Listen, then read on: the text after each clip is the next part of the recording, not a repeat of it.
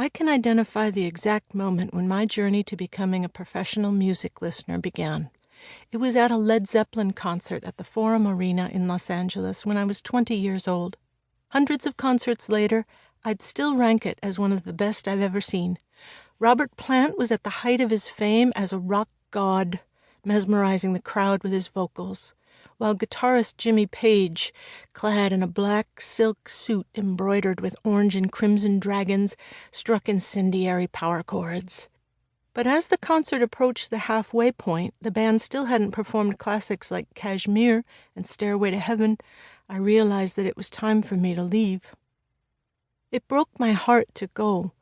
Music was the truest source of passion and meaning in my life, and the concert had lifted me to a state of pure rapture. But if I wasn't home by 10:30 p.m., there would be hell to pay. Not from my parents. My mother had died when I was 14 years old, and I no longer lived with my father. I had dropped out of high school at age 17 and married an older boyfriend, thinking that matrimony would be a quick ticket to security and independence. Instead, my marriage had become a trap of desperation and loneliness. My husband resented my attraction to music, and if I didn't return home by his curfew, I would be met at the door with jealous wrath, or worse. So as Page launched into the acoustic arpeggios that open Brynjar Stomp, I apologized to my bewildered friends and solemnly made my way to the exit. I felt so powerless and low.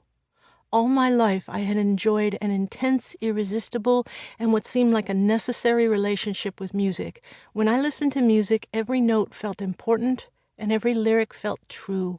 Yet I'd been intimidated into abandoning one of the most exhilarating musical experiences of my life to return to a place of isolation. Unexpectedly, defiance overtook me. I stopped in my tracks and in dramatic Scarlett O'Hara style, leaned back, raised my eyes toward the rafters and vowed, "One day I will return to the Forum and mix live sound for an amazing band." It was an utterly implausible vow. For starters, I wasn't entirely sure what a sound mixer actually did, let alone how to become one. I couldn't play an instrument. I didn't sing. I didn't know any musicians or anyone in the music industry. I stitched heart valves on a biomedical assembly line for a living. Yet this improbable musical fantasy had been germinating in the back of my mind ever since I'd seen a photograph on the back of a Sonny and Cher album when I was very young.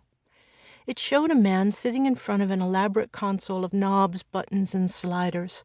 The label below him read, "Sound Engineer."